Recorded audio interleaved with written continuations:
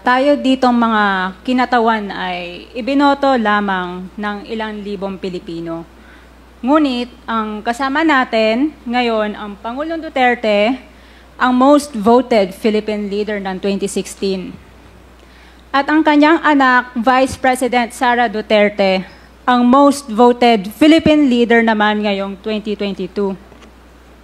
I would like to manifest na gusto ng sambayanang Pilipino ang pagdurog niya sa mga kriminal, durugista at NPA na terorista. Kaya sila ibinoto at patuloy na mahal ng mga Pilipino. Kaya gusto natin ng patas na hearing. Sana sinama natin dito ang libo-libong mga magulang na ang mga anak ay biniktima ng mga durugista. Ang mga ordinaryong Pilipino na naglalakad galing trabaho, tapos sinaksak o pinatay ng adik, lahat ng mga kababaihan, na kahit pati infant na babae ay ginahasa na ng adik. Libo-libo rin ang kanilang mga magulang at mahal sa buhay na wala dito ngayon. Awang-awa ang mga Pilipino sa mga inuseteng pamilyang na ito, kaya niluklok ng bansa ang Pangulong Duterte.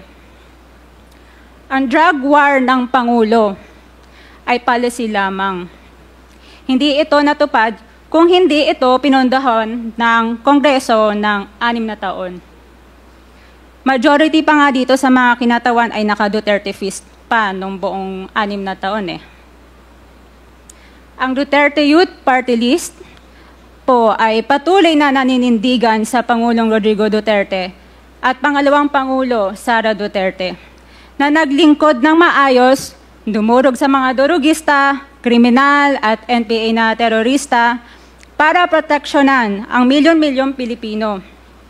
Bakit wala nag-iimbestiga dito o nag-iimbita sa atin sa sobrang raming Pilipino na biniktima ng mga durugista? And lastly, sa mga kongresista na kaalyado ng mga NPA, mahaya naman tayo sa topic ng pagpatay dahil kayo mismo, hindi kayo nagsasalita sa pagpatay ng NPA sa mga pulis, sundalo at mamayang Pilipino. Pati rin po sa mga natitirang resource persons na gustong mag-abogada papuntang ICC, si Attorney Maria Cristina Conti, na kandidato ngayon ng Bayan Muna Party List. Kasama po ang inyong katabi na si Nery Colmenares ng Bayan Muna. Sa NPA, nire-recruit ang mga kabataan para pabagsakin ang gobyerno at pumatay ng mga pulis, sundalo at tropa ng gobyerno. Di nyo naman kinokondena ang pagpatay nila. Ang kinokondena nyo ngayon ay ang dalawang naging most trusted leaders ng bansa na todo effort protektahan ang milyong-milyong mga Pilipino. In support sa advocacy sa Pangulong Duterte, ang Duterte Youth Party List ngayon, Kongreso ito, ang kaisa-isang nagpapanukala ng pagbalik ng death penalty para sa mga rapist, kidnappers, durugista at terorista.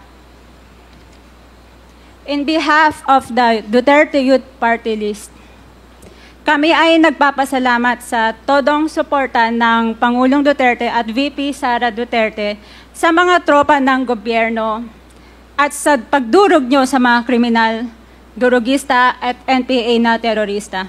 Yun lang po. Maraming salamat po, Mr. Chair. At magandang gabi po. Congresswoman. Salamat, Mr. Chair. Bawal po pumalakpak dito. Kung gusto niyo pumalakpak, doon kayo sa labas.